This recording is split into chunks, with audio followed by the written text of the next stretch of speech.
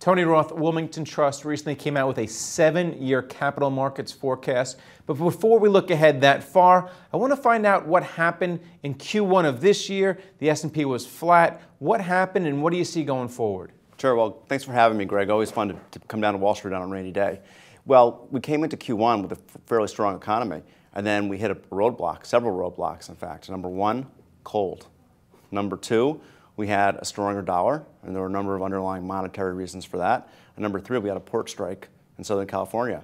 So you put those three things together, we go from an environment where we could have come in and printed a GDP number of over 3.5% or so, and we're probably looking at maybe mid-ones on that. So a much lower number than we expected as a result of those three factors. Having said that, coming out of the first quarter, we think all of them dissipate to a large degree. So the dollar over the longer term, and we'll talk about that in the 7-year environment, will continue to strengthen, but not so quickly.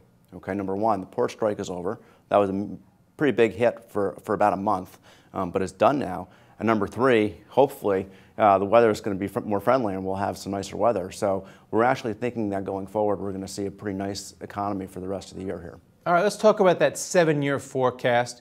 Now, you say the U.S. is going to once again be the dominant economy in the world. Everyone thought that China would overtake us by now, but you're sticking here at home. Yeah, well, you have to understand, of course, coming out of the economic crisis, that the U.S. was far ahead of the curve from a monetary standpoint.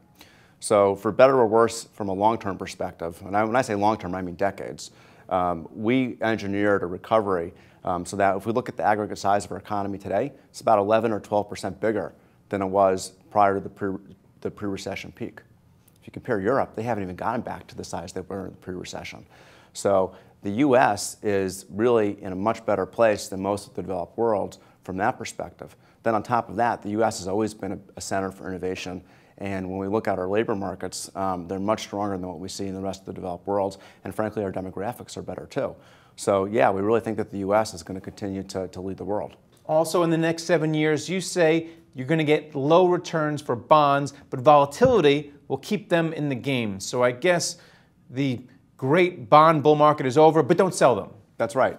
Right, and the key is to understand the long end of the curve, right? And in order to understand the long end of the curve, we have to understand inflation. And the only way to understand inflation is to understand the labor markets. So when you put all that together, what it means is that even though unemployment is low, when we look at the amount of folks that are considered to be structurally unemployed or displaced for economic reasons and look at the so-called U6 measure of unemployment, that's still around 11%. So there's very significant opportunity for about another 2.5 to 3 million workers to come back into the labor force, okay, and to cause wage inflation to stay very, very low. And so in that environment, and where the rest of the world is still in a disinflationary or deflationary environment, assets are just flocking into the U.S. So it makes a strong dollar, and it makes a relatively strong set of financial conditions in the U.S., both for bonds and for equities. All right. The third point you say in your most recent research piece is that over the next 7 years, emerging markets are going to outperform developed markets. My question is, how can that be? I thought that the U.S. is the dominant economy. Well, we may be the dominant economy, but if we look back at where we are today over the last 5 years, right, as we all know, we're hitting records every day on the S&P and on the Dow, and even on the NASDAQ now. In fact, we're 3 times higher than we were right during the trough realized during the financial crisis.